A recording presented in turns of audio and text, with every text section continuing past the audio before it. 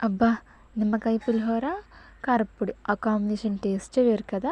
ఈరోజు మా ఇంట్లో అదే స్పెషల్. నేను ఈ సందర్భంగా మీకు ఒక స్టోరీ షేర్ చేయాలనుకుంటున్నాను. అది మా నైన్త్ క్లాస్ ఉన్నప్పుడు మేము గేమ్స్‌కి వైజాగ్ వెళ్ళామండి. అక్కడ ఆర్‌కే బీచ్, కైలాసగిరి, అలాగే జూ పార్క్ అవి అవి 3 పాపులర్ టూరిస్ట్ ప్లేస్‌లనమాట. మేము అక్కడికి వెళ్ళాలని చెప్పేసి ఒక 1000 రూపీస్ ఎక్స్ట్రాగా తీసుకొని వెళ్ళాం. అయితే ఫస్ట్ జూ పార్క్ వెళ్ళినప్పుడు స్టార్టింగే అక్కడ మొసళ్ళు, స్నేక్స్, అక్వేరియము, పక్షులు, వైట్ టైగరు, చీతా, ఎలిఫెంట్ అవన్నీ చూసామండి. చూసిన తర్వాత బాగా ఆకలేసింది. బాగా ఆకలేసిందని చెప్పేసి అక్కడ ఉన్నది ఒకే ఒక రెస్టారెంట్ అండి. ఆ రెస్టారెంట్‌కి టింగు టింగున వెళ్ళిపోయాం. అయితే అక్కడ సాంబార్ ప్లేట్ ఒక్క ప్లేట్ వచ్చేసి 60 రూపీస్ అండి. మా ఫ్రెండ్స్ అందరం కలిసి ఆ 60 రూపీస్ సాంబార్ రైస్‌ని తీసుకున్నాం.